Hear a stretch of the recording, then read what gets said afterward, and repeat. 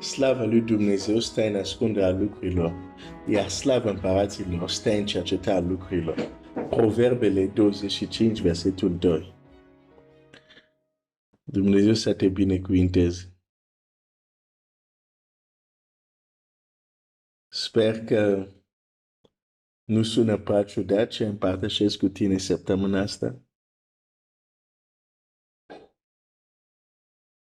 dar aș putea să merg în multe alte locuri din Scriptură să-ți arăt faptul că sunt lucruri care Dumnezeu din tine vrea să le facă și prin tine să le aducă în această realitate. Îngerul spune la soția lui Manoa, mama lui Samson, sunteți surprins de filisteni, dar soluția va veni din pântecul tău. De aceea, ia bine seama de ce vei face, ca nu cumva, pentru că soluția, viața se naște în tine, va veni din tine, dar acea soluție nu este soluția la început. Va trebui să se dezvolte, va trebui să se maturizeze. Și pentru că tu porți această nouă viață, ai grijă ce faci cu ea. Ca nu cumva tu să fii o piei tu însuți. Din lipsă de grijă, tu însuți să fii piedică la soluția care se dezvoltă în tine. Ai. Și sunt lucruri care nu prea îmi place să le împărtășesc. Pentru că imediat văd niște reacții efervescențe și așa mai departe și îmi dau seama din reacțiile că sunt reflexe și nu au stat bine să analizeze ce am zis. Pentru că uneori chiar nu sunt în stare să redau lucrurile exact cum le-am dat. Mă rog în această dimineață să nu fie o pastilă eferalgant. Și nu știu dacă există asta, mai există. E o pastilă care luam când eram mic, când eram în Congo, când mai făceam febra, eferalgon se numea. Pastila așa rotundă, albă, când o pui în apă, intră în efervescență. Da. Nu vreau să fie o pastilă efervescență.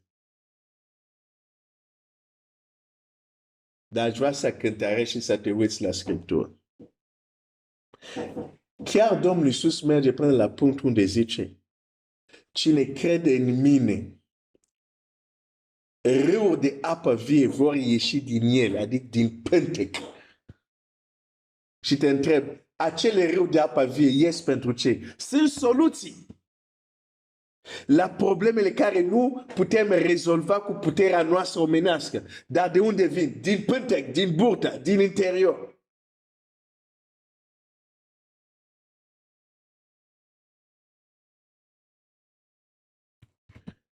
De aceea cel rău, chiar e rău. Minte mulți copii lui Dumnezeu cu chestii cu lucruri aparente spirituale,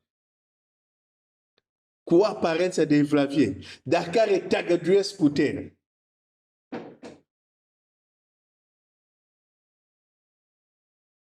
Gândește-te un pic. Dacă Duhul Sfânt vine să locuiască în tine, crezi că totul o să vină din ce? Pentru de ce a venit să locuiască în tine? Nu. Hai să discutăm, hai să ne punem anumite întrebări. De ce a mai venit să locuiască în tine? Ca totul să mai coboare din ce?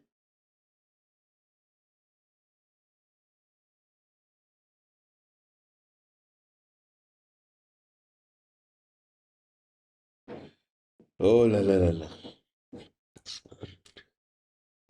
Să te rogi Dumnezeu să-mi dea răbdare și dragoste.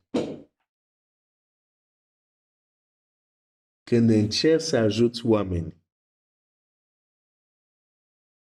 și oamenii îți dau în cap, trebuie să ai dragoste de la Dumnezeu, să continui să încerci să-i ajut.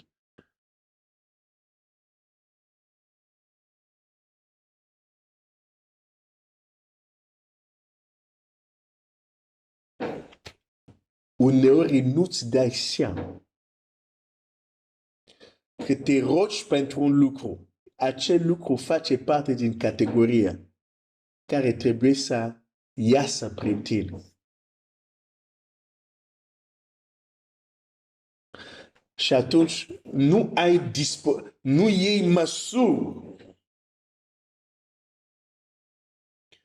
ca acel lucru să vină prin tine. Și continui să aștepți. Și continui să aștepți. Și continui să aștepți. Să vină din ce? Și Dumnezeu zice, nu, asta o să fac, dar prin tine vreau să fac asta. Iar deocamdată prin tine nu-mi dai spațiu. O să aștept, am tot timpul, doar tot timpul tău e limitat. Așa că înțelege repede. Și când vede că unii nu înțeleg, le mai trimite cineva să le spună. Fii atent. Există lucruri care Dumnezeu vrea să le aducă din interiorul tău.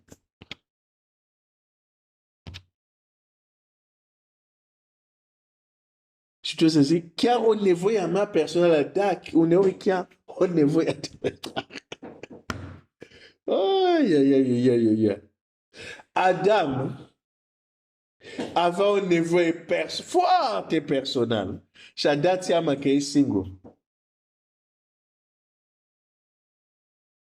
Și Dumnezeu zice, am să-i fac acum.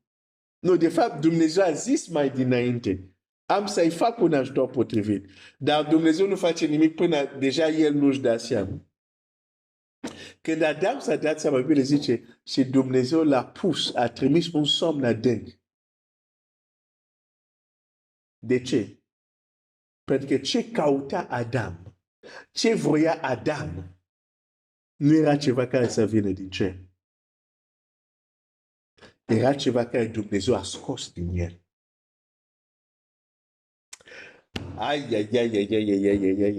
Cartea Geneze e plină de detalii. Mi s-a întâmplat de nenumărate ori. Deci nu-ți vorbesc doar așa. Unde ceva care căutăm a venit din pântec.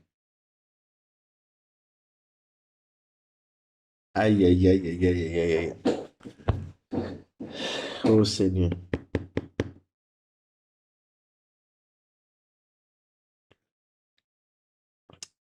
Judecator 13:17, dar mi-a zis, tu vei rămâne însărcinat și vei naște un fiu. Acum să nu bei nici vin, nici băutură tare.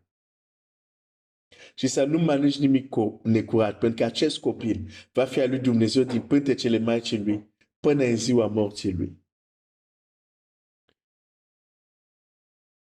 Pentru că răspunsul care vine e ceva care trebuie să se dezvolte în tine. Ai grijă că creezi în tine condițiile ca acel lucru să se dezvolte și să se manifeste și nu invers. Când Elisei iese din camera de sus și merge încoace încolo, stingă dreapta în casă și se întoarce, ce facea? Crea în el condițiile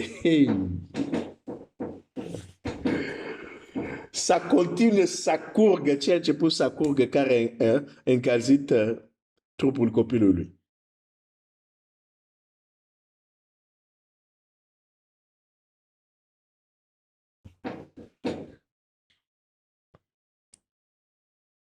Când mântuirea vine din pântec, trebuie să fii conștient. Și doi, trebuie să știi că ai grijă să creezi atmosfera care trebuie ca acel răspuns să se dezvolte până la manifestare.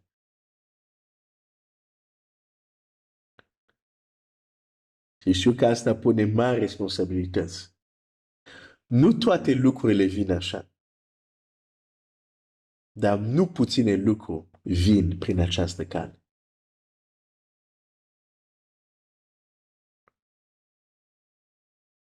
De aceea trebuie să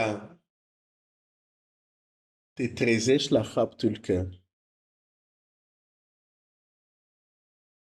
să ai grijă de tine, dar nu în sensul cum le înțelegem de obicei, să ai grijă să fii un conducător, să ai grijă să fii o matrice potrivită, cu atmosfera potrivită pentru lucrurile care Dumnezeu vrea să le pune în tine și din tine să le aducă în această lume.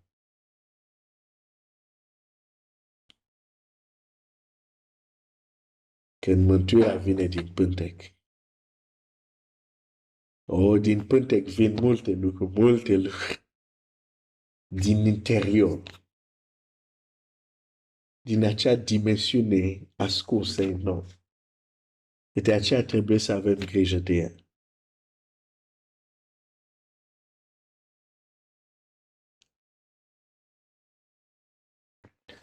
Să mă opresc aici, azi dimineață. Dumnezeu să ne dea înțelepciune, Dumnezeu să ne ajute să fim responsabili. Să înțelegem că sunt situații moarte care vor reveni la viață pentru că vom înțelege că prin noi Dumnezeu va încălzi și va aduce la viață. Dumnezeu să te binecuvânteze.